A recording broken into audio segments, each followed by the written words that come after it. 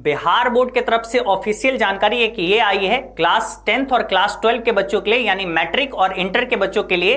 वो ये है सबसे पहला जानकारी कि एग्जाम फॉर्म आप सबका भराना शुरू हो गया। और दूसरा जानकारी भी है जो कि आप सबके लिए बहुत जरूरी है, यानी दो जानकारी आप सबके लिए है जो बिहार बोर्ड की तरफ से ऑफिशियल न्यूज आई है क्लास 10th और क्लास 12 यानी मैट्रिक और इंटर परीक्षा जो भी स्टूडेंट देने वाले हैं 2026 में, उन सारे स्टूडेंट के लिए ये न्यूज है ना। सभी स्टूडेंट को ये न्यूज जरूर अच्छे से देखना चाहिए, क्योंकि इसी के तहत आप अपने परीक्षा दे सकते हो। अगर ये चीज आपका छूट गया, परीक्षा नहीं दे पाओगे 2026 का, क्योंकि आप सबको पता है आपके लिए एग्जाम फॉर्म भरना बहुत जरूरी है, तभी तो आप एग्जाम दे पाओगे, है ना। तो एग्जाम फॉर्म से संबंधित सबसे पहला न्यूज है। और दूसरा न्यूज क्या है वो भी आपको बताते हैं। सबसे पहला देखो, चाहे आप मैट्रिक में हो चाहे आप इंटर में हो, यानी क्लास 10th या क्लास 12 में हो, आपका एग्जाम फॉर्म आज से भराना शुरू हो गया है। यानी अब आप लोग, है ना, 19 तारीख से लेके, यानी आज तो 20 तारीख हो गया, है ना, यानी समझ लो 20 तारीख से लेके 5 अक्टूबर तक, है ना, कब तक, 5 अक्टूबर तक, 5 अक्टूबर तक ऑनलाइन परीक्षा फॉर्म भरने के संबंध में आवश्यक सूचना। पहली जानकारी यह है कि आप सब लोग 5 अक्टूबर तक अपना परीक्षा फॉर्म भर सकते हो, एग्जाम फॉर्म, ठीक है। इसकी बिहार बोर्ड ने फी भी बताई है कि किस स्टूडेंट को कौन सा फी लगेगा, क्लास 10th का क्या फी है, क्लास 12 का क्या फी है, SC ST का क्या फी है, जनरल का क्या फी है, सब आपको बताते हैं। और भी कई सारी जानकारियां हैं, क्या क्या लगने वाला है, फोटो लगेगा, क्या लगेगा, आधार कार्ड लगेगा, क्या चीज लगेगा एग्जाम फॉर्म भरते समय, कैसे क्या चीज होगी, पूरी प्रोसेस हम आपको बताते हैं। लेकिन पहले दूसरा न्यूज जान लेते हैं, फिर हम ये आपको डिटेल बताएंगे, ठीक है। दूसरा न्यूज आपके लिए ये है कि आप सबका ओरिजिनल रजिस्ट्रेशन सर्टिफिकेट आप सबको मिलेगा, है ना। ओरिजिनल रजिस्ट्रेशन सर्टिफिकेट जो होता है वो भी दिया जाएगा मैट्रिक और इंटर दोनों बच्चों को। यानी एक तरीके से बात करें, छात्रों को मूल सूचीकरण प्रमाण पत्र, यानी ऑब्वियसली रजिस्ट्रेशन सर्टिफिकेट होता है, रजिस्ट्रेशन कार्ड, वो आपको मिलेगा, ठीक है। और दूसरा न्यूज तो आप जानते ही हो कि आपको आवेदन पत्र यानी एग्जाम फॉर्म आपको भरने के लिए मिलेगा, ठीक है। दो चीज मिलेगा। तो ये कैसे क्या मिलेगी, सबसे पहले जैसे आप अपने कॉलेज या अपने स्कूल जाओगे, है ना, जैसे ही अपने आप कॉलेज या स्कूल जाओगे तो आपके प्रिंसिपल आपको डाउनलोड करके दे देंगे एक ये रजिस्ट्रेशन, है ना, रजिस्ट्रेशन सर्टिफिकेट आपको दे देंगे, ठीक है। और दूसरा आपको दे देंगे एग्जाम फॉर्म, क्या दे देंगे, एग्जाम फॉर्म आपको दे देंगे। ये दो चीज आपको दे देंगे वहां पे, वो प्रिंट आउट करके, ठीक है, आपको मिल जाएगा। ये तो आप रख लोगे और ये आपको भरना होगा। कैसे क्या भरना होगा, इसके फी कितना लगेगा, सब जानकारी चलिए अब हम लोग देते हैं। आप सब लोग को बोलेंगे, सबसे पहले जानकारी शुरू करते हैं। आप सब लोग लाइक कर लीजिए, है ना, बढ़िया से, और चैनल को सब्सक्राइब कर लीजिए। चाहे आप मैट्रिक में पढ़ते हैं, चाहे आप क्लास 12 में पढ़ते हैं, इंटर में, आप इस चैनल को सब्सक्राइब कर लीजिए। बिहार बोर्ड से संबंधित हर जानकारी आपको अब यहाँ पे मिलने वाली है, ठीक है। चलते हैं एग्जाम फॉर्म के बारे में बढ़िया से जानते हैं। सबसे पहले आपको बता दें इंटर वाले बच्चों का कितना फी लगेगा, फिर आपको मैट्रिक वाले बच्चों का बताते हैं, ठीक है। देखो, इंटर में जो भी एग्जाम फॉर्म भरने वाले हैं उनका क्या फी लगने वाला है, एग्जाम फॉर्म भरने के लिए कितना फी लगेगा, सबसे पहले वो जानकारी देखो। जो भी स्टूडेंट रेगुलर्स हैं, यानी अपना इस बार अपना पिछले बार क्लास 10th पास किए थे, उसके बाद फिर 11th में पढ़े और अब क्लास 12 में पढ़ रहे हैं और अपना बोर्ड परीक्षा 2026 में देंगे, यानी जो भी रेगुलर से है ना, जो भी रेगुलर से हैं, तो उन सारे स्टूडेंट का फी लगने वाला है कितना, 1430 रुपया, ठीक है। और जो स्टूडेंट भाई बोल सकते हैं ना कि क्वालिफाइंग वाले हैं, है ना, तो उन सब स्टूडेंट का फी थोड़ा सा ये ज्यादा लगेगा, ठीक है, यानी जो दोबारा दे रहे हैं। लेकिन जो रेगुलर, ज्यादातर स्टूडेंट रेगुलर ही होंगे, तो आपका फी ये होने वाला है, ठीक है। और जो भी कंपार्टमेंटल वगैरह उस सब रूप में दे रहे हैं तो उनका फी 960 रुपया लगेगा।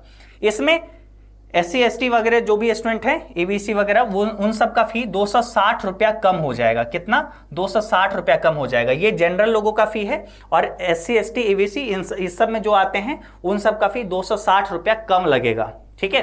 तो ये क्लास 12 वाले यानी इंटर वाले लोगों का जानकारी हुआ। अब आपको बताते हैं कैसा, इंटर वाले लोगों को अभी बताते हैं क्या क्या चीजों का जरूरत पड़ेगा एग्जाम फॉर्म भरते समय, वो जानकारी अभी दे रहे हैं। एक बार क्लास 10th वालों का देख लो, मैट्रिक का कितना फी लगने वाला है, यानी मैट्रिक में जो भी क्लास 10 में पढ़ते हैं अपना एग्जाम फॉर्म भरेंगे उनको कितना फी लगेगा। तो देखो, सिंपल सी बात बताएं तो अगर आप सामान्य कोटि से हैं, जनरल कैटेगरी से हैं, तो आपको 1010 रुपया लगेगा।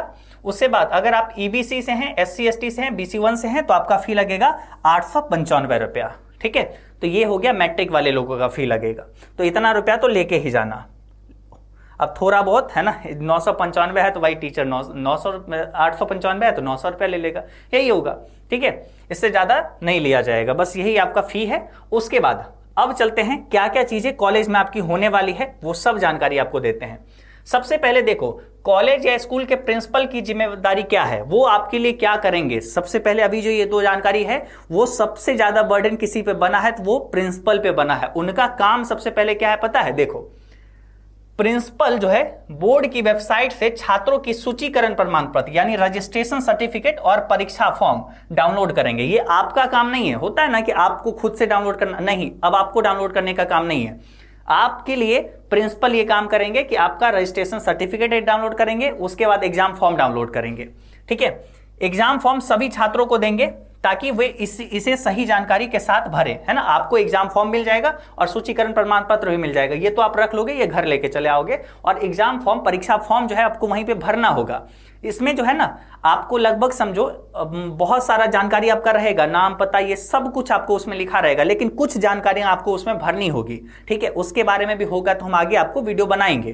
ठीक है, लेकिन कुछ जानकारी आपको उसमें भरनी होगी जो खाली रहेगा, लगभग 18 के बाद जितना खाली रहेगा ना, कॉलम नंबर मतलब संख्या नंबर 18 के बाद वो आपको भरना रहेगा। ठीक है, और बाकी उसके 1 से 17 तक उधर पूरा 18 तक भरा रहेगा ऑलरेडी। ठीक है, आपका पूरा जानकारी रहेगा।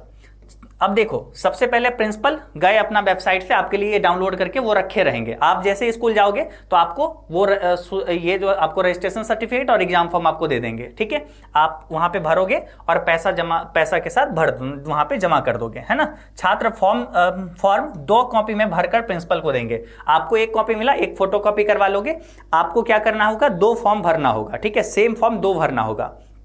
क्यों 2 भरना होगा, क्योंकि एक प्रिंसिपल रख लेंगे और एक आप रख लोगे सबूत के तौर पे। जैसे देखो, प्रिंसिपल 1 कॉपी पर हस्ताक्षर, मोहर और तारीख डालकर छात्र को वापस कर देंगे।